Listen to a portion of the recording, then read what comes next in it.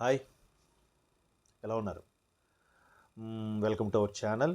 ఇప్పటివరకు మనం చాలా మాట్లాడుకున్నాం. కాకపోతే రాజమౌళి గురించి మాట్లాడుతున్నాం కానీ రాజమౌళి అనగానే ఇప్పుడు రాజమౌళి ప్రెజెంట్ ప్రాజెక్ట్ గురించి మాట్లాడట్లేదేంటా అని మీ డౌట్ కదా. సో ఎందుకంటే అందరికీ ముద్దొచ్చేలా కనబడే, చిక్కితే పాలు కారేలా కనబడే మన సూపర్ స్టార్ మహేష్ బాబు గురించి అప్డేట్స్ కావాలి. ఆ విషయం నాకు తెలుసు. సో ఇప్పుడు సూపర్ స్టార్ మహేష్ బాబు గారు అన్ని రకాల ఫైట్స్ నేర్చుకునే పనిలో ఉన్నారు. మార్షల్ ఆర్ట్స్ కూడా నేర్చుకుంటున్నారు. సిక్స్ ప్యాక్ బాడీ పెంచుతున్నారు. దెన్ మోర్ ఓవర్ రాజమౌళి గారి సినిమా అంటే తెలిసిందే కదా.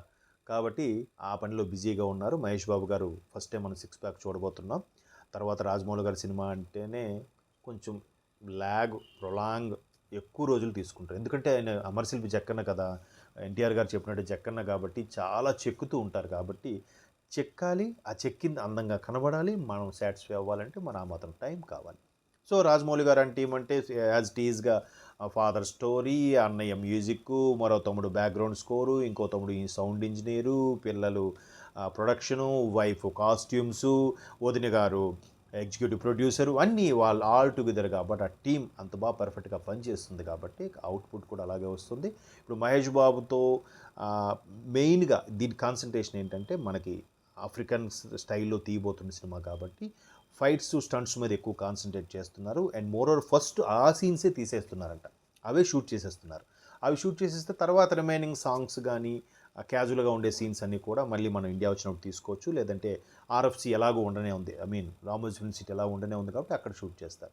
అయితే మహేష్ బాబు గారితో అంటేనే రాజమౌళి ఏంటి ఇన్ని రోజులుగా ఇన్నేళ్ళు పట్టిందా రాజమౌళి గారు మహేష్ బాబుతో చేయడానికి అనే ఫీలింగ్ వచ్చింది. బట్ ఇప్పుడు చేయడానికి కారణం ఏంటంటే మహేష్ బాబు గారు ప్రతిష్టాత్మకమైన మూవీ ఇది 30వ సినిమా. ఎస్, కెరియర్ స్టార్ట్ చేసి రాజకుమారుడు సినిమాతో కెరియర్ స్టార్ట్ చేసిన మహేష్ బాబు ఇప్పుడు 30వ సినిమా తీవుతో మన ముందుకు రాబోతున్నారు. దట్టు రాజమౌళి గారితో.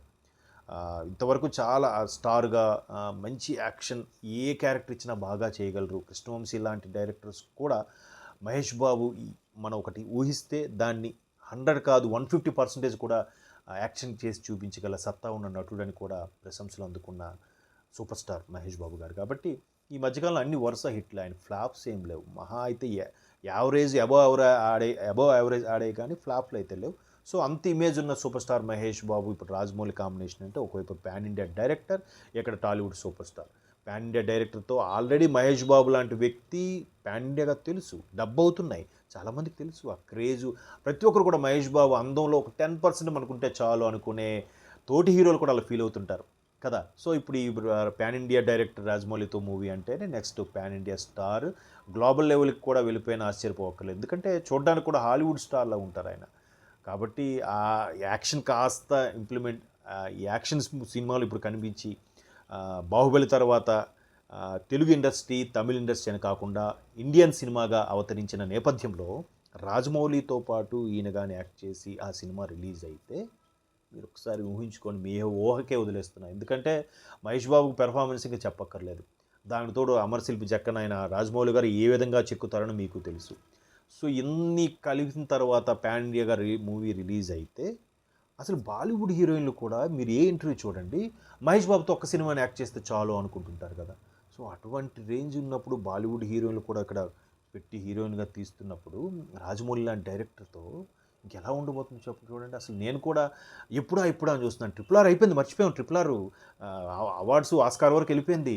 ఇప్పుడు నెక్స్ట్ ఏంటి మన ఇండియన్ యాక్టర్స్కి ఒకటైనా ఆస్కార్ రావాలి, దట్టు రాజమౌళి దాంట్లో రావాలనే తలంపులో ఉన్నారు. కాబట్టి ఏమో నెక్స్ట్ ఆస్కార్కి మహేష్ బాబుగా నామినేట్ అయిపోతారేమో, ఆయనకి వచ్చేస్తుందేమో చెప్పలేము. అండ్ మహేష్ బాబు గారు కూడా ఆ టాలెంట్ ఉంది, అంత బాగా ఎలివేట్ చేసి చూపించగలిగే, అంత బాగా టేకింగ్ చేయగలిగే రాజమౌళి గారు కూడా సత్తా ఉంది. కాబట్టి అది కూడా మనం వెయిట్ చేద్దాం. కాకపోతే లాస్ట్లో చిన్న ట్విస్ట్ ఏంటంటే ఈ సినిమా కూడా 2025లోనే అన్నట. సో 2025 వరకు కూడా మనం వెయిట్ చేయాలి, తప్పదు. మన ఆస్కార్ రేంజ్ సినిమా ఎక్స్పెక్ట్ చేస్తున్నాం కాబట్టి, జక్కన్న గారి సినిమా కాబట్టి 2025 వరకు వెయిట్ చేయాల్సిందే. నేను మీరు కూడా వెయిట్ చేద్దాం.